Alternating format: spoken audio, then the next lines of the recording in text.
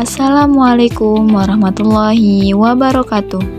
Kami mahasiswa dari Universitas Hamzanwadi, Fakultas Matematika dan Ilmu Pengetahuan Alam, Program Studi Pendidikan Matematika.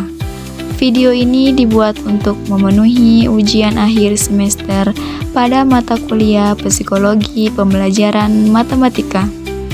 Kami dari kelompok 1 yang terdiri dari 2 anggota kelompok yang bekerja sama dalam menyelesaikan ujian akhir semester yang berjudul Teori Belajar Skinner. Pembahasan pertama yang saya akan bahas yaitu mengenai biografi Skinner. Burrhus Frederick Skinner atau lebih dikenal sebagai B.F. Skinner adalah seorang psikologi, ilmuwan perilaku, dan penulis asal Amerika Serikat yang paling dikenal karena kontribusinya dalam pengembangan teori behaviorisme dan pengondisian operan atau biasa disebut dengan operan conditioning. Ia lahir pada tanggal 20 Maret 1904 di Susquehanna, Pennsylvania, dan meninggal pada tanggal 18 Agustus 1990 di Cambridge, Massachusetts. Ayahnya, William Skinner, merupakan seorang pengacara sekaligus seorang politisi termuka, dan ibunya, Grace Madge Burrhus Skinner, adalah seorang pengurus rumah tangga. Skinner merupakan anak pertama dari 2 bersaudara. Status ekonomi keluarga Skinner tergolong cukup baik, dan disinilah Skinner diajarkan nilai-nilai kontrol diri, arti kejujuran, dan kerja keras. B.F. Skinner merupakan anak yang aktif dan lebih menyukai kegiatan-kegiatan outdoor ataupun kegiatan-kegiatan di sekolah. Skinner sempat bercita-cita menjadi seorang penulis profesional, akan tetapi kandas karena pada saat itu ia tidak memiliki banyak informasi yang perlu disampaikan terkait isu-isu hangat yang terjadi.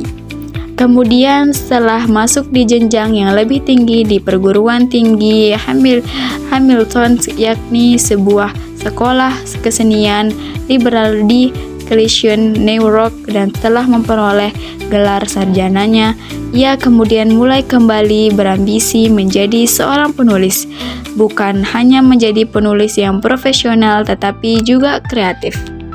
Pembahasan selanjutnya yaitu mengenai motivasi penelitian. Selama tahun 1930-an dan 1940-an, Skinner mengembangkan teorinya dengan melakukan eksperimen pengondisian operan atau biasa disebut dengan operan conditioning yang lebih menekankan pada pembelajaran melalui penguatan atau hukuman. Dalam pengkondisian operan, perilaku yang diikuti oleh penguatan atau reinforcement cenderung akan diulang, sementara perilaku yang diikuti oleh hukuman atau pengabaian akan cenderung berkurang.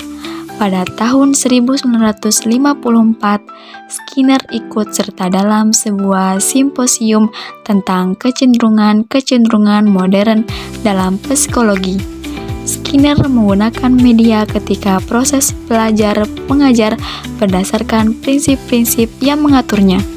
Presentasi tersebut dipublikasikan dalam Harvard Education Review pada tahun 1954 dan menobatkan Skinner sebagai pencipta teknologi pendidikan.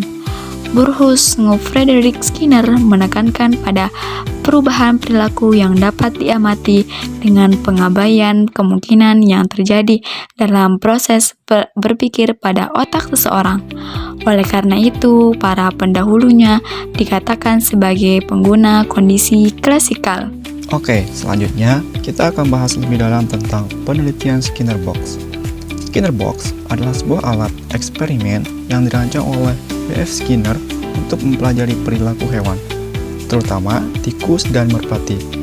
Kotak ini memungkinkan peneliti untuk mengamati dan mengukur bagaimana hewan merespons sebagai stimulus dan konsekuensi.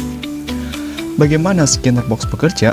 Di dalam Skinner Box terdapat beberapa komponen utama, yaitu tombol atau tuas. Hewan akan belajar untuk menekan tombol atau menarik tuas untuk mendapatkan hadiah. Yang kedua, ada pelat lantai. Kadang-kadang digunakan untuk memberikan sengatan listrik sebagai hukuman. Yang ketiga, ada tempat makanan atau minuman. Di sini, hadiah seperti makanan atau air akan diberikan kepada penguat positif. Yang keempat, ada lampu atau suara. Digunakan sebagai sinyal atau stimulus untuk mendorong hewan melakukan tindakan tertentu. Di sini ada prinsip utama yang ditemukan, di antaranya pengkondisian operan. Di sini Skinner menemukan bahwa perilaku hewan dapat diubah melalui konsekuensi dari tindakan mereka. Yang kedua, timbullah penguatan positif. Ketika hewan melakukan tindakan tertentu, misalnya seperti menekan tombol dan kemudian mendapatkan hadiah, kemungkinan hewan akan mengulangi tindakan tersebut akan meningkat. Yang kedua, timbul penguatan negatif.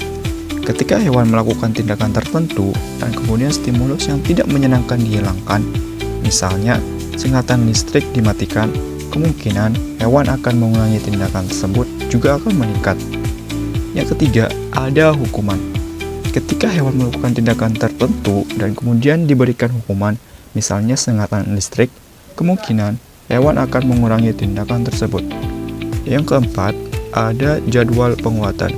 Skinner juga menemukan bahwa frekuensi dan pola pemberian hadiah dapat mempengaruhi kekuatan dan ketahanan suatu perilaku.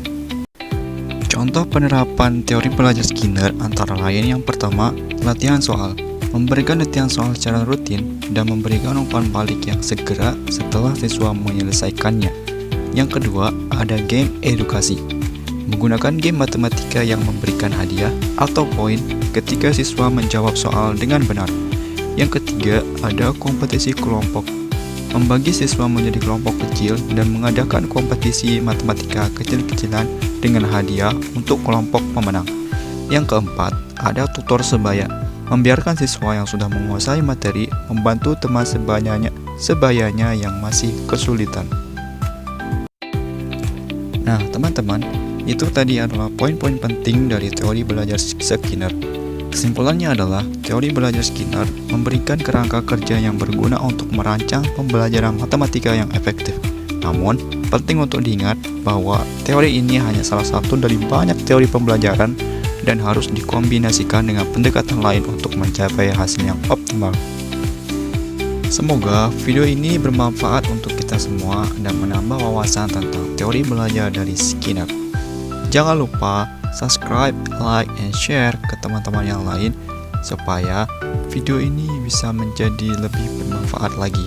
Sampai jumpa di video berikutnya. Wabillahi taufiq wal hidayah. Wassalamualaikum warahmatullahi wabarakatuh.